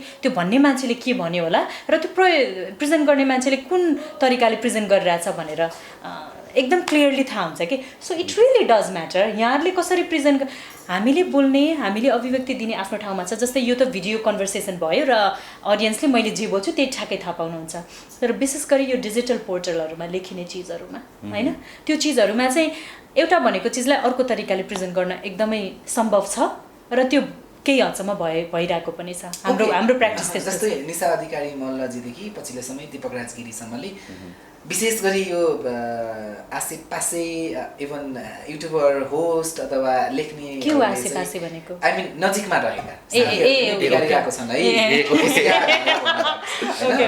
अनिखेरि यो कुरा अब के भन्नुहुन्छ साँच्चीकै यो नजिकमा रहेकाहरूले नि बिगारेका हुन् जस्तो लाग्छ कि होइन मलाई त मैले अघि नै यसको लगभग एन्सर दिइसकेको छु जस्तो लाग्छ उत्सव होइन जस्तो मैले पनि बोल्दाखेरि मैले विचार गर्नुपर्छ सोद्धाखेरि तपाईँले विचार गर्ने पाटो त तपाईँको अब मैले विचार नगरिकन बोल्ने अनि म तपाईँलाई आरोप लाउने यो त गलत भइगयो तपाईँले प्रश्न सोध्नुहुन्छ अरे ल तपाईँले मानौँ सोध्दै नहुने किसिमको होइन दुई अर्थी लाग्ने प्रश्न सोध्नु होला अरे अथवा एकदमै मलाई गिराउने गरी सोध्नुहुन्छ होला अरे होइन जे सोध्नुहुन्छ तपाईँले मैले त्यसलाई ब्यालेन्स गर्न जाने भने त म कन्ट्रोभर्सीमा आउँदिनँ होइन अब मेरो पक्ष पनि सुधारिन जरुरी हो नि त सो पहिला हामी सुध्रिउँ न मैले कति चिज बोल्ने के चिज बोल्ने र कुन चिज इन्टेन्सनल्ली बोल्ने कुन अनइन्टेन्सनल्ली बोल्ने उत्सवको कार्यक्रम रमाइलो गर्ने मात्रै कार्यक्रम हो कि सिरियस टक गर्ने कार्यक्रम हो भन्ने चिज त उत्सवको स्टुडियोसम्म आउँदा म मेन्टली प्रिपेयर हुनु पऱ्यो नि त अब अनि पछि आएर मैले बोलिसक्छु जे पाएँ त्यही म बोलिदिन्छु अनि त्यसपछि चाहिँ गएर हेर्छु अनि त्यसको 6 महिनापछि मलाई त्यो याद आउँछ कसले भन्छन् फिड गर्छन् अनि म उत्सवलाई फोन गरेर मेरो भिडियो हटाइदे मेरो यो हटाइदे मेरो त्यो लाइन किन हटाएको मेरोमा कमेन्ट किन राखेको मलाई त्यो त लजिकल लाग्दैन होइन मैले नै फिल्टर गर्नु पऱ्यो बोल्ने बेलामा तपाईँहरू त्यसपछि आफै सुधारिनुहुन्छ राइट होइन तपाईँले जतिसुकै मलाई उकासे पनि म बोलिनँ भने त राइट टार्न मिल्छ आफूलाई जानकारी नभएको विषयमा नबोल्दा पनि हुन्छ। त्यस कारणले चाहिँ म चाहिँ इन्टरभ्यू नदिने अथवा यो गर्नु हुँदैन आसेपासेलाई यो गर्नुपर्छ भन्ने पक्षमा छुइनँ, म चाहिँ मिलाएर बोल्ने पक्षमा हो। मिडियाले आर्टिस्टलाई ब्यान गर्ने, आर्टिस्टले मिडिया ब्यान गर्ने त्यो असम्भव कुरा हो। अरे भगवान्, हामी एउटै घरमा बस्छौँ भनेको के, कतिजना 20 जना कलाकार होला, 20 वटा ऊ होला होइन, मिडियाको पोर्टल होला होइन, एकजना नायिकालाई ब्यान गर्ने कुरा भएको थियो। त्यही भने अब याद आयो त बनाए त्यो असम्भव कुरा हो। हामी त हामी बिना हजुरको अस्तित्व हुँदैन र हजुर बिना हाम्रो पनि अस्तित्व छैन कि। म एक्लै घरमा बसेर भयङ्कर नाचेर भयङ्कर ठुल्ठुलो कुरा गरेर it's not gonna make mark के। मलाई स्टार बनाउनको लागि मिडियाले नै हो मलाई स्टार बनाउने र मलाई गिराउने। त्यो एकदमै पावरफुल रेस्पोन्सिबिलिटी बियर गर्नुपर्ने भनेको मिडियाले नै हो। र मिडियालाई मिडियाको अस्तित्व मेन्टेन गर्नको लागि म चाहिन्छ कि भनेको कलाकार र मिडिया भनेको त हामी त नङमासु जस्तो सम्बन्ध हो। यो कुरा निशा अधिकारी मल्लजीलाई किन भन्नु? निशा अधिकारीजीलाई मैले किन भन्ने, उहाँको आफ्नो चेतना छ। हरेक जस्तो साम्राज्ञीकै कुरा, इभन साम्राज्ञी आफैले पनि भनेको छ कि मलाई युट्युबरहरूले प्रयोग गरेर डलर कमाएदेखि लिएर जेपिटी हेडलाइन हुन्छ, तर मलाई प्रड्युसरहरूले एकदम फोर्स गर्नुभयो इन्टरभ्यू दिनको लागि, मैले अहिले रिग्रेट हुन्छ ब्ला ब्ला। त्यसमा निशा अधिकारीजीले सुरुवाती दिनदेखि नै विशेष गरी युट्युब प्लेटफर्मलाई उहाँले चाहिँ मान्नु भएको छैन, गर्नु भएको छैन, यिनीहरूकै गल्ती हो भनेर भन्नुभएको छ। यस्तो हो क्या। अब साम्राज्ञीजीले के अभिव्यक्ति दिनुभयो अनि त्यो अभिव्यक्तिमा किनभने तपाईँले फेरि एउटा जेरो टलरेन्स ग्रुपिजमको कुरा पनि छ। ग्रुपिजम भनेको त फेरि नराम्रो मात्रै गर्ने होइन होला, राम्रो विषयमा पनि बहस हुनु आवश्यक छ होला। एकदम आवश्यक छ। तर सबैभन्दा पहिलो कुरा यो सफा गर्नको लागि हामीले बानी बसाल्नु पर्ने चाहिँ साम्राज्ञीजीले के अभिव्यक्ति दिनुभयो, ए पर्सनले के अभिव्यक्ति दिनुभयो र बी पर्सनले के रियाक्ट गर्नुभयो र त्यसको बारेमा के होइन खास मनसाय के हो भन्ने कुरा चाहिँ दुईजना अभिव्यक्ति दिने व्यक्तिहरूलाई सोध्नुपर्छ, सबैभन्दा मेन चाहिँ होइन। त्यसपछि इन्टरनेसनल होइन नेसनल कन्सर्नको विषय हो, समग्र चलचित्र क्षेत्रको कुरा आउँछ, समाजको कुरा आउँछ, राष्ट्रियताको कुरा आउँछ भने त्यो विषयहरूमा मैले मेरो राय दिन मिल्छ कि। तर कोही व्यक्तिले के सोध्छ र अर्को व्यक्तिले उसको धारणाको बारेमा फेरि के सोध्छ भन्ने कुरा त why would I waste my time on that के। हामीले चाहिँ मलाई अचम्म लाग्ने चाहिँ नि यत्रो दुनियाँ हामीले गरेका छौँ, आन्दोलन हाम्रो पूर्वजहरूले गर्नुभएको छ होइन 2007 सालदेखि। त्यो भनेको अभिव्यक्ति स्वतन्त्रताको लागि क्या। अनि आज आएर हामी तैँले यस्तो किन बोलिस् भन्दैछौँ क्या। बोल्न पाऊँ भनी आन्दोलन गरेर डेमोक्रेसी लिएर आउने होइन, बोल्न पाउने सिस्टम इस्टाब्लिस गरेको छ। अनि त्यसपछि फल्ना मानौँ न निशा अधिकारी बोल्यो भनेर ब्यान गर्छु भन्ने मिडियाले होइन, मिडिया बोल्यो भनेर कलाकारले ब्यान गर्छु भन्ने। त्यही यार यो के भइरहेछ बुझ्दिनँ म होइन। सबसे अचम्मको कुरा छ 1 महिनाभित्र एउटा कलाकारलाई मिडियाले ब्यान गर्ने कुरादेखि मिडियालाई कलाकारले ब्यान गर्ने पुगिसक्यो क्या। अनि मैले यो आश्चर्य होइन, 1 महिना पनि भएको छैन। निशालाई नै हो मेरो विचारमा, निशालाई ब्यान गर्छु भनेर मिडियाले भनेको 1 महिना बित्न नपाउँदै मिडियालाई ब्यान गर्छु भनेर कलाकार बोलिसके होइन। भनेको मतलब चाहिँ यो कुन संस्कार दिँदैछौँ हामी नेक्स्ट जेनेरेसनलाई।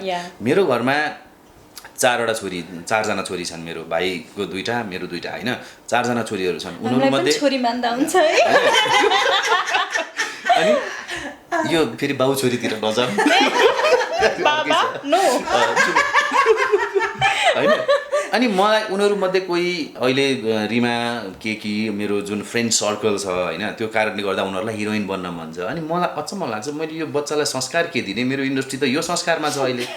हाम्रो त 1 महिनामै यहाँ गेम टर्न हुन्छ, कसले कसलाई ब्यान गर्ने होइन। नाम र के भन्छ ब्यानर चाहिँ भन्न चाहन्न, एकदम इस्टाब्लिस पहिलो फिल्ममा इस्टाब्लिस हुनुभएको एकजना मेकरले आफ्नो छोरीलाई एकदम राम्रो वेमा गराउँदैछ। म यस्तो फ्रस्ट्रेट हुनु भइसक्यो कि म मेरो छोरीलाई राख्दिनँ, पठाइदिन्छु विदेशै भन्नुभयो। यो अहिलेको देखेर भनेपछि अडियन्सहरूलाई फिल्म इन्डस्ट्रीप्रति कस्तो त्यो सोचको विकास भयो हो, हामीले के दिन्छौँ,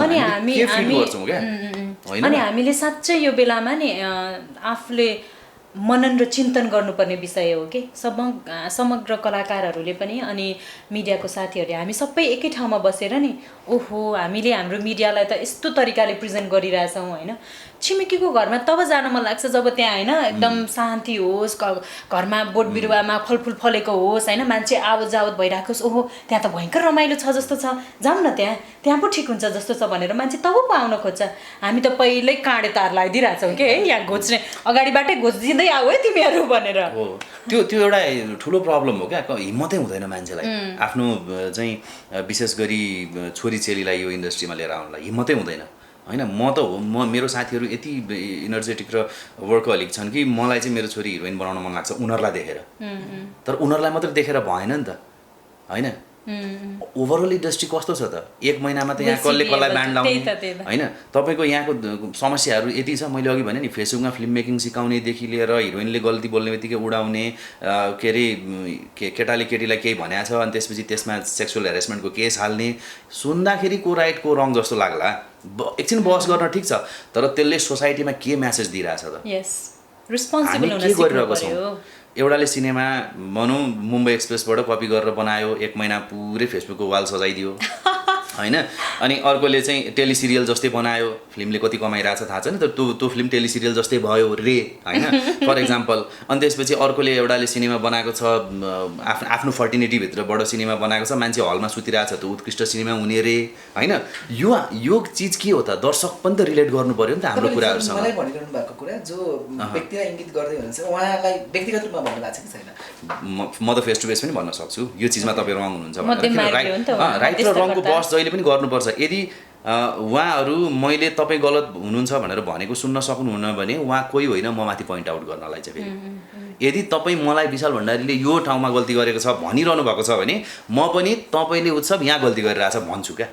भनेको यो चाहिँ हेल्दी बहस हुनु पर्यो होइन। अब यो चिज कस्तो छ भन्दाखेरि चाहिँ कम्पेयर गरेर हेरौँ होइन। जस्तो 2टा सिनेमाको मात्रै म तुलना गरेर भन्छु क्या, यहाँ कस्तो किसिमको बहस हुन्छ त हाम्रो समाजमा भन्दा। एउटा फिल्म थियो दिपक दिपाको जसमा वर्षा राउतको हस्बेन्ड बाहिर जानुहुन्छ र श्रीमान बाहिर गएकोलाई अर्को परपुरुषले चाहिँ जुन किसिमको एउटा रिलेसन बनाउँछ भन्ने एङ्गलमा बनाइएको सिनेमा थियो। त्यो सिनेमाको रिभ्यू हेर्नुहोस्, कथावस्तु सेम थियो, सामाजिक परिकल्पना त्यही नै थियो, त्यही समाजको परिकल्पना प्रस्तुत गरेको थियो। दिपक दिपाको सिनेमामा खालि के थियो त, प्रस्तुतिकरणमा चाहिँ कमेडी छिराउनु भएको थियो, उहाँहरूले हँसाउँदै त्यो चिज देखाउँदै हुनुहुन्थ्यो। अर्को एउटा सिनेमा बन्यो बुलबुल, सेम कथावस्तु, सेम परिदृश्य, त्यही घटनाक्रम। त्यो सिनेमा चाहिँ अलिकति स्लो तरिकाले, स्टाटिक तरिकाले टक्क कफी खाँदै बुझ्नुपर्ने, अझ कति चिज त हामीले बुझिदिनु पर्ने होइन, यो सर्ट यस्तो होला भनेर सोचिदिनु पर्ने। त्यो सिनेमा चाहिँ उत्कृष्ट अरे। भनेपछि यो कुन बहस गर्दैछौँ त? त्यो फिल्मले समाजै देखाएन भन्ने नै समीक्षकले त्यो फिल्मले समाज देखायो भने क्या, किन होला विषयवस्तु एउटै क्या। भनेको उहाँको व्यक्तिगत विचार रहेछ नि त, त्यो त पर्सनल विचार रहेछ क्या। मलाई जस्तो सिनेमा हेर्न मन लाग्दो रहेछ त्यस्तो सिनेमाको चाहिँ वकालत गर्नु हुँदो रहेछ। यति होइन त एङ्गल। अब निर्देशकले नै भन्नुभयो मेरो फिल्म दर्शकले बुझेन पछि, यो त गाह्रो कुरा हो। अब दिपकजी यहाँ त्यो मैले पढेकै थिएँ त्यो होइन। अनि भनेपछि त यदि त्यस्तो सिनेमालाई तारिफ गर्ने र सेम विषयवस्तुमा दर्शकले बुझेर ताली पिटेर सिट्ठी बजाएर 15 करोड बिजनेस दिएको सिनेमा चाहिँ कसरी नराम्रो हुने? कथावस्तु सेम हुँदैन। हामी रमाइलो छौँमा छौँ होइन। यो मैले कन्ट्रोभर्सीको जिम्मा अरू साथीहरूलाई छोड न, हामी काम गरौँ न साथी। होइन, मैले बहसको कुरा गरेँ कि यस्तो किसिमको बहस पनि हुन्छ हाम्रो समाजमा र बहस म मेरो खुसीको लागि र मेरो इन्ट्रेस्टले गर्छु क्या। साझा सवाल होइन यो, रमाइलो छ। रमाइलोसँग कहिले गम्भीर विषयमा बहसहरू पनि हुन्छन् र जाँदै विशेष गरी यो एकदमै सबैले भन्ने भएको कुरा है, बलिउडमा सुशान्त सिंह राजपुतले आत्महत्या गरेपछि कङ्गना रनौतले नेपोटिजमलाई पहिलादेखि बोल्दै आउनु भएको थियो, झन् उत्कर्षमा पुर्याउनु भयो। र नेपालमा पनि ग्रुपिजम र नेपोटिजम छ भनेर धेरैले भन्नुभएको छ। कङ्गना रनौतको भनाइलाई सापट्टि लिएर केही नेपाली नायिकाहरूले पनि यस विषयमा बहस उठाउनु भयो होइन। रिमाजी के भन्नुहुन्छ यसमा? नेपालमा नेपोटिजम र ग्रुपिजम कतिको लादिएको छ अथवा छ जस्तो लाग्छ तपाईँलाई? मैले देखेको, मैले भोगेको, मैले काम गरेको मेरो बुझाइको नेपाली चलचित्र क्षेत्र आउटसाइडरहरूले रुल गरेको चलचित्र क्षेत्र हो कि। यहाँले जुन नेपोटिजमको कुरा ल्याउनु भयो, नेपोटिजम भनेको कुनै एउटा स्टार फ्यामिलीको फलोइङ जेनेरेसनले फेरि त्यसरी नै लिड गर्ने भन्ने कुरा होइन। मलाई तपाईँ नाम दिनुहोस् नेपाली चलचित्र क्षेत्रमा स्टार फ्यामिलीको कतिजना बच्चाहरू यहाँ काम गरिरहनु भएको छ होला? 2 जना 3 जना। अनि चलचित्र क्षेत्रमा 3 जना मात्रै कलाकार छ अहिले एक्टिभली काम गरिरहेको। संख्यागत रूपमै जाने हो भने पनि कसको संख्या बढी छ लिड गरिरहेको एक्टरहरूमा होइन? अनि कहाँबाट आयो नेपोटिजम? के शब्द सुनेको भरमा अर्थै नबुझिकन यतिकै त्यसको प्रयोग गरेर हुन्छ भनेको कि होइन? ल ओके, नेपोटिजमको जुन कुरा गर्नुभयो त्यसमा म सहमतै छैन, किनभने नेपाली चलचित्र क्षेत्रलाई लिड गर्ने जति पनि सिनियर वरिष्ठ नामहरू छ, वीर महानायक राजेश हमाल, करिश्मा मानन्दर होस्, गौरी मल्ल होस्, जलसा होस्, निरुता सिंह होस् होइन अहिले लिड गरिरहेको जति पनि एक्टरहरू हुनुहुन्छ होइन कोही कला स्टारको ऊ हो त उहाँहरू स्टारको जेनेरेसन फलो गरेर आएको हो होइन नि आउटसाइडर हो नि उहाँहरू निरुता सिंह विपना थापा सबैजना आउटसाइडर हो म स्वयं आफै पनि आउटसाइडर हो अब 1-2 जना नामहरूको कुरा गर्नुभयो होला यहाँहरूले नेपोटिजम भयो भनेर अनमोल केसी सुहाना ल इभन मेरै हितैषी मित्र केकीको कुरा गर्नुभयो होला मलाई एउटा यस्ता होइन ल अनमोलको केसमा मलाई यस्तो अहिले जेनेरेसनको यस्तो एउटा कलाकार भनिदिनुहोस् जुन क्राउड अनमोलले ग्यादर गर्न सक्छ हलमा होइन अनमोलको चलचित्र भनेर जति मास हलसम्म पुग्छ त्यतिकै मास ल्याउन सक्ने अर्को बाहिरको मान्छे देखाउनुहोस् न त ल ऊ भुवन केसीको छोरा भएर ऊ स्टार भएको होइन नि त यस्तो हो स्टारको छोराछोरी भएपछि त्यो एउटा अपर्च्युनिटी सहज रूपमा पाउँछ होला तर पोलिटिक्स राजनीति र कलाकारिता भनेको यस्तो क्षेत्र हो जहाँ स्टार र लिडर चाहिँ जनताले आफै अडियन्सले आफै छान्छ कि सो अनमोलमा त्यो गुण नभइदिएको भए अनमोल आज स्टार हुन्थ्यो त अर्को कोही अनमोललाई ल केकीकै कुरा गर्ने होला ल केकीको वरिष्ठ उहाँ उसको बाबा वरिष्ठ सफल निर्देशक होइन त्यो भएर केकीले धेरै काम पायो भन्न सक्नु होला तपाईँले होइन तर मलाई केकीको ठाउँमा केकीले आजसम्म जति ठाउँमा पर्फर्म गरेको छ जतिवटा प्रोजेक्टमा ऊभन्दा बेटर ल बेटर पनि परेन ऊ जतिकै मात्र पर्फर्म गर्न सक्ने अर्को कलाकारको नाम दिनुहोस् न त मलाई ल सो कहाँबाट आयो नेपोटिजम भनेको क्या इट्स अल अबाउट अडियन्सले कसलाई एक्सेप्ट गर्छ भन्ने कुरा हो कि अवसर सहज रूपमा पाउँछ होला बाहिरको मान्छेले भन्दा सहज रूपमा तर टिक्ने भन्ने चिज चाहिँ अडियन्सले चुज गर्ने हो कि मेरो कलाकार मेरो स्टार मेरो सेलिब्रिटी ऊ हो भनेर सो नेपोटिजम त वाइयात हो भन्छु म चाहिँ मेरो बुझाइमा चाहिँ अब जुन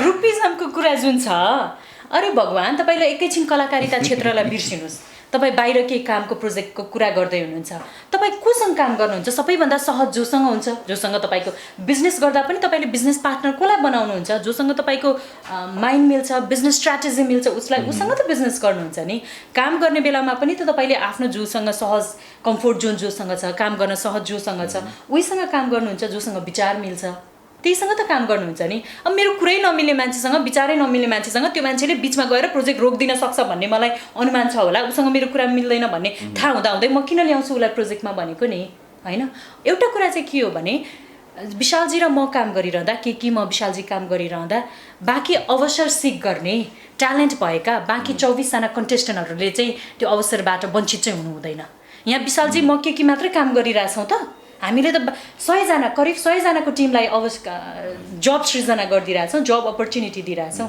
सो के आधारमा ग्रुपिजमलाई रङ भन्ने भने कि यहाँ चाहिँ यति चाहिँ हो कि तपाईँले ग्रुप बनाएर होइन आफ्नो विचार मिल्ने आफ्नो सोच मिल्ने काम गर्न सहज लाग्ने टिमसँग काम गरिरहँदा अर्को डिजर्भिङ मान्छेले त्यो ठाउँ त्यो अवसरबाट वञ्चित चाहिँ हुनु नपरोस् वञ्चित हुनु नपरोस् र अरू कसैलाई हानि नहोस् यस एक्ज्याक्टली खडा भएर अरू कसैलाई हानि हुने काम कुरा चाहिँ नगरौँ र तपाईँलाई अन्तिम प्रश्न छ र जाँदा जाँदै तपाईँले अस्ति लेख्नु भएको थियो विशेष गरी महिलाहरू चाहिँ हरासको कुरा आउँछ तर यहाँ नेपाली फिल्म इन्डस्ट्रीमा चाहिँ पुरुषहरू पनि हरास भइरहेको छन् है अवसरको हिसाबले आफ्नो सुन्दरतालाई चाहिँ बिचमा राखेर अवसर लिने कहिले बोल्नु भयो त्यस्तो यो आशय म चिन्ने नै यो मान्छेलाई आशयको स्ट्याटस लेख्नु भएको थियो अब सुन्दरी राईका तपाईँको साथी रिमा विश्वकर्मा तपाईँसँगै हुनुहुन्छ उहाँले त्यो कम फाइदा उठाउँछ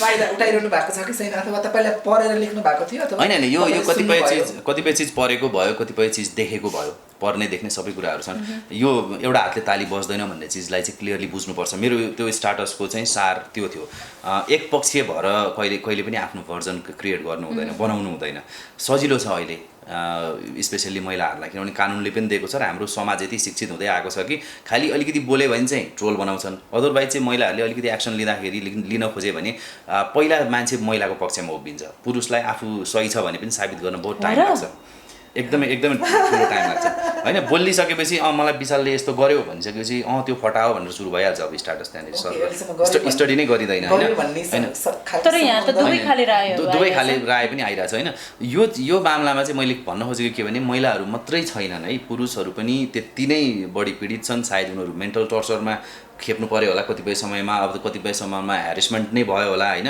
अब भनौँ न एउटा समयमा कस्तोसम्म हुन्थ्यो भने एउटा लेभलले मजाले त्यो कुरा गरिसकेपछि अनि त्यसपछि त्यो रिप्लाईहरू दिन छोडिसकेपछि चाहिँ हरास गर्ने घटना त मैसँग भएको छ, मैसँग नै भएको छ होइन।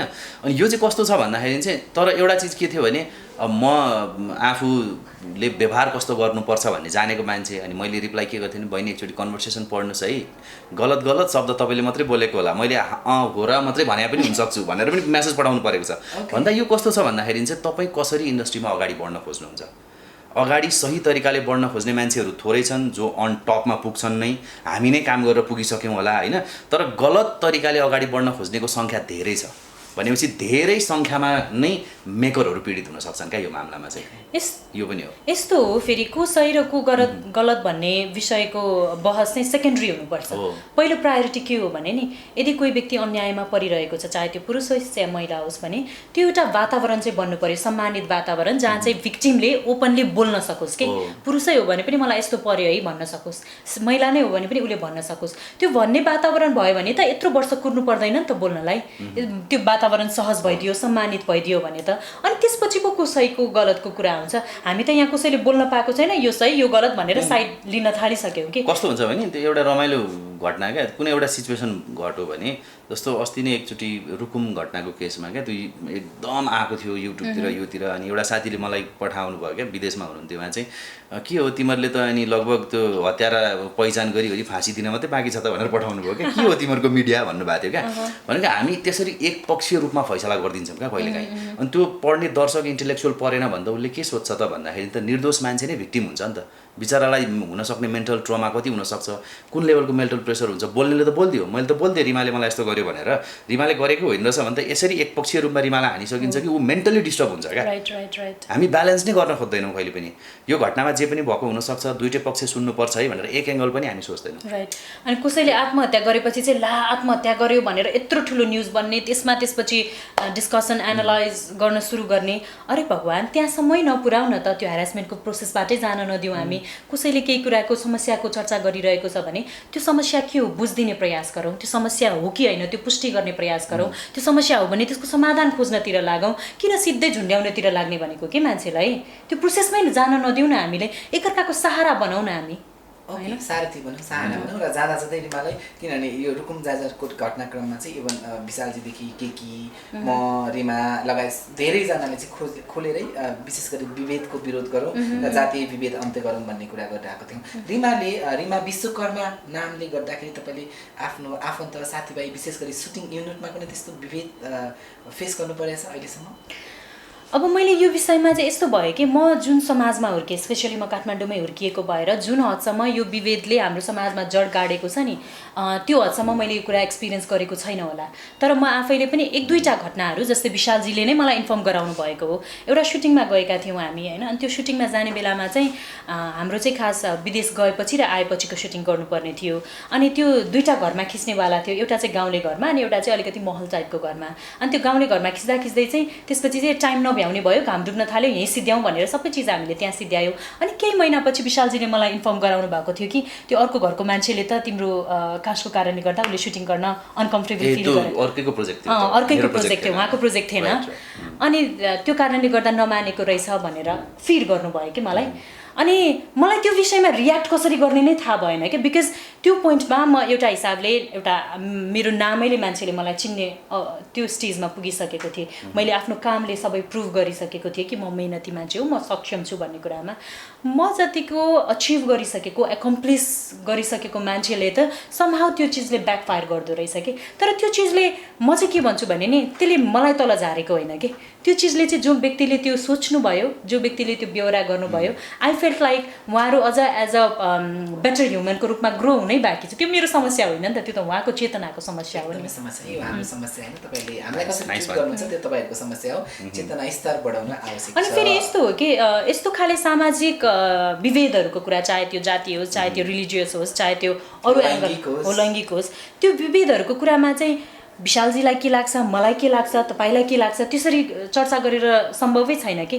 अनि यो प्रोसेसहरू भनेको कुनै पनि विभेदहरू, कुनै पनि सामाजिक समस्याहरू भनेको चाहिँ इराडिकेट हुनको लागि लिगल रूपमा गएर मात्र हुँदैन कि, त्यसलाई व्यवहारिक रूपमा पूर्ण तरिकाले त्यसलाई हटाउनको लागि चाहिँ त्यो सोसियल प्रोसेस हुन्छ, त्यसको टाइम लाग्छ।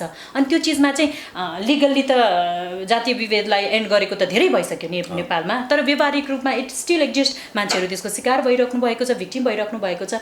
अब यसको प्रोसेसलाई अझ स्पिड अप गर्नको लागि, यसलाई चाँडै निर्मूलन गर्नको लागि चाहिँ तपाईँले के सोच्ने, मैले के सोच्ने, विशालजीले के सोच्ने होइन कि त्यसको एक्सपर्टहरू, जस्तै हामी बिरामी हुँदाखेरि डक्टरका गएर सल्लाह लिन्छौँ नि। मुटु दुखेको छ भने त कार्डियोलोजिस्टकोमै जानु पऱ्यो नि, घुँडाको डक्टरका गएर हुन्छ त, हुँदैन नि त। सो डक्टरकै गएर त्यो सल्लाह लिनुपर्छ तपाईँको हेल्थमा प्रब्लम आइरहेको छ भने।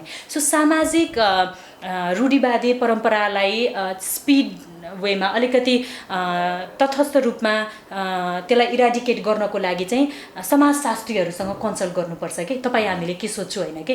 अब यो लिगल्ली त हटिसकेको कुरा हो, तर व्यवहारिक रूपमा यसलाई अझ शीघ्र रूपमा यसलाई विस्थापित गर्नको लागि के गर्नुपर्छ भनेर सोसियोलोजिस्टहरूसँग, जसले समाजलाई स्टडी गर्नुभएको छ, अध्ययन गर्नुभएको छ, उहाँहरूले यसको समस्या अझ हामीभन्दा बेटर वेमा सल्युसन निकाल्न सक्नुहुन्छ कि। सो सबैले सोसियल साइन्समा आफ्नो राय माग्ने होइन कि, एक्सपर्टहरूको। यस प्लिज तपाईँले के एड गर्न खोज्नु भएको? मैले होइन, यो चाहिँ एड चाहिँ गर्न खोजेको थिइनँ, तर मलाई कस्तो लाग्छ नि, एउटा जेनेरेसनै चेन्ज हुनुपर्छ यो रूढिवादी सोच जानको लागि होइन। एउटा पुरानो जेनेरेसन छ, जुन पुरानो जेनेरेसनको कारणले उहाँको त्यो घरमा सुटिङ भएको थिएन होइन, त्यति मात्रै हो क्या एङ्गल। एउटा जेनेरेसन होल परिवर्तन हुनुपर्छ। मेरो इन्टरकास्ट म्यारिज हो, मेरो भाइको इन्टरकास्ट म्यारिज हो होइन। अब सायद मेरो बच्चाहरूको हुँदाखेरि इन्टरकास्ट म्यारिज भन्ने नै टर्म नै युज हुँदैन होला, त्यो बिहे मात्रै हुन्छ अब होइन, म्यारिज मात्रै हुन्छ। मेरो सम्ममा इन्टरकास्ट म्यारिज छ नि त, मेरोभन्दा अगाडि थिएन, जातिमै गर्नु पर्थ्यो विवाह, मेरोमा इन्टरकास्ट भयो। अब त्यो त इन्टरकास्ट हट छ, म्यारिज मात्रै हुन्छ। सबै जेनेरेसन बराबर हुनको लागि अझै 3 जेनेरेसन फिल्टर हुन जरुरी छ। यो सोच पुरै जाँदैन क्या, संस्कार हो नि त, भित्र गढेको चिज हो नि त, त्यो जानलाई चाहिँ त्यो एउटा जेनेरेसन नै चेन्ज हुनु जरुरी छ। ओके, धेरै धेरै धन्यवाद। हामी लामो कुरा होइन, अलिकति गहन विषयमा, अलिकति सोचनीय विषयमा, सचेतनाका विषयमा कुराकानी भए। र तपाईँहरू दुईजनाको फ्रेन्डसिप खास मैले देखेको कमेडी च्याम्पियनबाट हो, त्यहीँबाटै सुरुवात भएको थियो अथवा योभन्दा अगाडिको पनि केही किस्सा छ? हामी के भन्छ त्यो हिन्दीमा एउटा लङ्गोटिया यार भन्छ नि होइन, तर हामीले चिन्दाखेरि चाहिँ निकै ठुलो भइसकेको थियो। तर हामी म चलचित्र क्षेत्रमा आउनुभन्दा अगाडि विशालजी, जस्तै म चलचित्र क्षेत्रमा आउनु अगाडि म मिडियामा थिएँ नि, मेरो करियर स्टार्ट हुने फेज हुन्छ नि, इनिसियल फेजको साथी हो विशालजी र म चाहिँ। हामी खास विशालजी त अलि मभन्दा सिनियरै हो, बुढो हुँदा करियरमा स्ट्रगल गर्दै हुनुहुन्थ्यो, तर हामी दुवैजना स्ट्रगल फेजको साथीहरू हो। अनि स्ट्रगल फेजको साथीसँग सफलता शेयर गरिरहेको छौँ। त्यो बेलाको रमाइलो भनेको सन्दीप छेत्रीजी हुनुहुन्थ्यो हामीसँग, अनि म थिएँ रिमा, ऊ हिरोइनै बन्ने कुरा गर्थ्यो, फुर्बा शेर्पा हुनुहुन्थ्यो, फुर्बा र म डिरेक्टरै बन्ने कुरा गर्थ्यौँ, सन्दीप हामीलाई हँसाइ नै रहन्थ्यो। अहिले हामी सबै त्यही नै काम गरिरहेको छौँ। अलिकति इन्ट्रेस्टिङ कुरा लागेको तपाईँहरू, मलाई लाग्छ इनिसियल फेजमा सिङ्गलै हुनुहुन्थ्यो होला? हामी सिङ्गलै थियौँ, घर जम भइसकेको थियो। मेरो भइसक्यो, हजुरको भइसक्यो। गाह्रो रहेछ त्यसमा, यो प्रश्नै मिलेन। Invalid question. Thank you so much. अहिलेसम्म हामीलाई हेर्नु हुने दर्शक श्रोताहरूलाई के भन्न चाहन्छु एकदम सर्टकटमा? लकडाउनको टाइममा चाहिँ हामी सबैको दिमाग अलिकति खलबलिएको छ होइन। हो, साँच्चै नै भन्नुपर्दा हामी नर्मल डेजमा नर्मल हुँदाखेरि त सबैजना सबैसँग राम्रो नै भन्छौँ, नयाँ मान्छे भेट्दाखेरि हामी बेस्ट फर्ममा प्रेजेन्ट हुन्छौँ। तर अहिलेको अवस्था भनेको सबैको अलिकति भावनात्मक अवस्था पनि, अलिकति मेन्टल स्टेट पनि हुन्छ नि, अलिकति स्ट्रेस भइरहेको जस्तो, भावनात्मक रूपमा ब्यालेन्स नभइरहेको जस्तो अवस्था छ। सो यो अवस्थामा चाहिँ राम्रो भएको बेलामा त सबैजना राम्रो हुन्छ होइन, समस्याको बेलामा, अप्ठ्यारो परिस्थितिमा हो एकअर्कालाई साथ दिनुपर्ने। So let's be generous to each other, एकअर्काप्रति अलिकति सभ्य रूपमा, सम्मानित रूपमा अनि सरल रूपमा प्रस्तुत भइदिउँ भन्न चाहन्छु म चाहिँ। विशालजी एकदम सर्टकट। धेरै धेरै धन्यवाद यहाँले बोलाइदिनु भयो, अनि रमाइलो छ हेरिरहनु भएको दर्शकहरूलाई पनि धेरै धेरै धन्यवाद। तपाईँले धेरै माया गर्नुभएको छ हामीलाई, हाम्रो प्रडक्टलाई, र हामी अझै तपाईँहरूको एक्सपेक्टेसनभन्दा राम्रो काम यहाँहरू माझमा लिएर आउँछौँ। अनि अर्को चिज चाहिँ लकडाउनको बेलामा यो हिलो छ्यापाछ्याप नगरौँ, अलिकति सम्हाली रोपाई गरौँ हिलोमा, बरु त्योभन्दा बरु मिलेर धान रोपाई गरौँ होइन, के भन्छ नि, धान फल्छ नि त, रोपाई सोपाई गरौँ, एकअर्कालाई हिलो छ्यापेर हुनेवाला केही पनि छैन। हामीले जति एकअर्कालाई हिलो छ्याप्छौँ त्यति नै हाम्रो दर्शकहरू हामीसँग इरिटेट हुँदै जानुहुनेछ। अनि हामी क्षमा प्रार्थी छौँ रमाइलो छमा आएर पनि यति सिरियस गफ गरेकोमा होइन। सामाजिक दूरी, सुरक्षित दूरी कायम गर्नु होला। हामी शीघ्र नै यो सबै लकडाउनलाई पार लगाएर कमेडी च्याम्पियन सिजन 2 लिएर यहाँहरूको घर घरमा हँसाउन आउने तयारीमा छौँ। Thank you.